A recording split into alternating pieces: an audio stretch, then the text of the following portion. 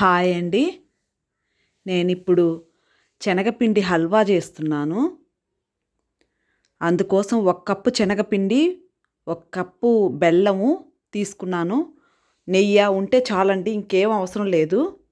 1 cup బెల్లానికి 2.5 cup నీళ్లు తీసుకొని బెల్లాన్ని వేడి చేసుకున్నానండి. కరగబెట్టుకున్నాను. కొంచెం వేడి చేస్తే చాలు.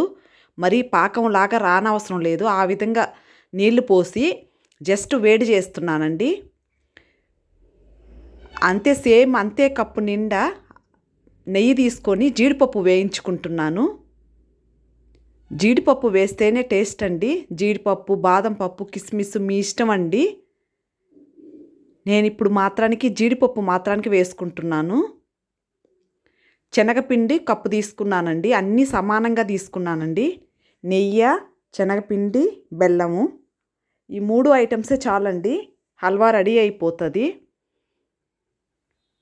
గెడ్డలు లేకుండా బాగా నీట్గా వేయించుకోవాలండి. గెరిటితో బాండలకి అట్లా అంటే గెడ్డలన్నీ పోతాయండి. సిమ్లోనే పెట్టి వేయించుకోవాలండి. కలర్ మారిన తర్వాత శనగపిండి, ఈ వేడి చేసిన బెల్లం నీళ్ళు ఉంటాయి కదండి, అవి కొంచెం కొంచెంగా వేస్తా కలుపుకోవాలండి. జస్ట్ వేడి చేసి పక్కన పెట్టిన బెల్లం నీళ్ళు కొంచెం కొంచెంగా పోస్తా కలిపెట్టుకోవాలి. గడ్డలు లేకుండా, చిన్న చిన్న ఉండలు లాంటివి ఏమి లేకుండా గెరిటితో ఆ విధంగా బాంటలతో కలిపెట్టుకోవాలండి. సిమ్లోనే ఉంచాలి. సిమ్లోనే ఉంచి కలర్ మారుతుందండి. మనం ఎటువంటి ఫుడ్ కలర్ లాంటి ఏమీ వాడనవసరం లేదు. చూశారు కదా, ఆ విధంగా వస్తుంది. నెయ్యి తేలేంత వరకు వేయించుకోవాలి.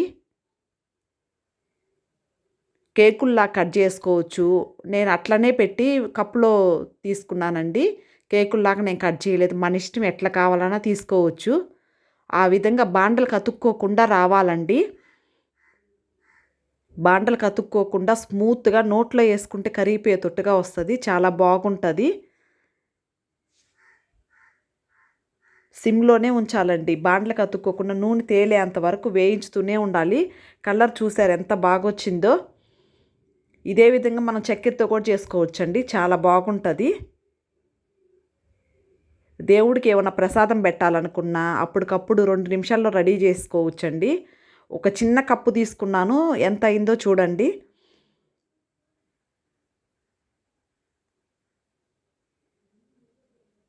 ఆ విధంగా సిమ్లో పెట్టి బాండలకి ఏమీ అతుక్కోకుండా ఆ విధంగా చుట్టూ అట్లా తిప్పుకుంటూ వేయించుకోవాలండి. బాగా గట్టిగా అయిపోతుంది. నోట్లో వేసుకుంటే కరిగిపోయేటట్టుగా.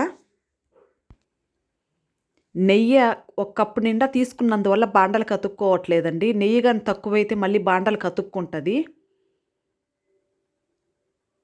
అంతేనండి, రెడీ అయిపోయింది హల్వా.